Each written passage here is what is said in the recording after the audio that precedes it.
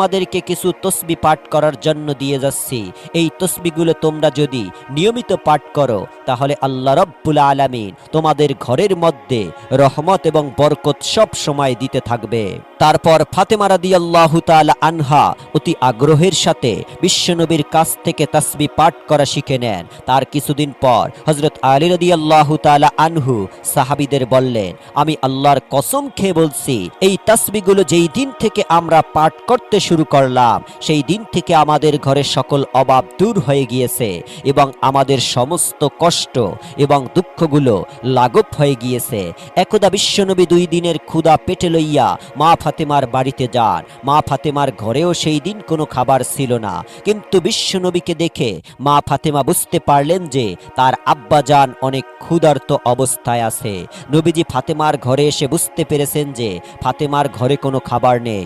তখন বিশ্বনবী মুস্কি হেসে ফাতেমাকে বললেন, ও ফাতেমা, আমি এই দিক দিয়ে যাচ্ছিলাম, ভাবলাম তোমাকে একবার দেখে যাই।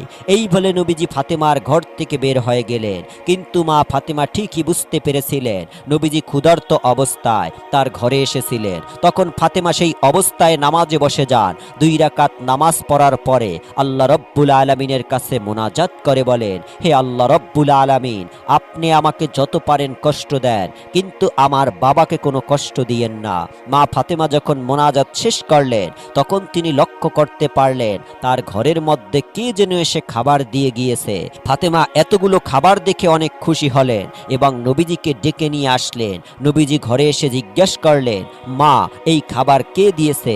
তখন ফাতেমা বললেন, আব্বাজান, হযরত ঈসা আলাইহিস সালামের মা হযরত মরিয়ম আলাইহিস সালাম আল্লাহ যেখান থেকে খাবার পাঠাতেন আমার জন্য সেখান থেকে পাঠিয়েছেন।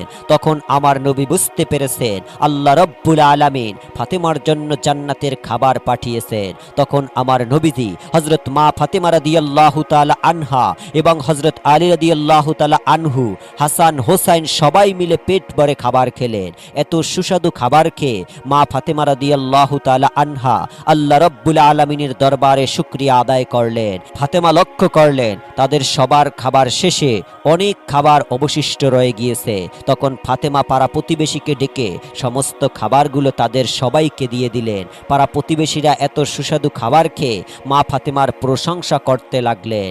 একদা হযরত আবু বকর রাদিয়াল্লাহু তাআলা আনহু এবং হযরত উমর রাদিয়াল্লাহু তাআলা আনহু 3 দিন ধরে নবীজিকে খুঁজে পাচ্ছিলেন না।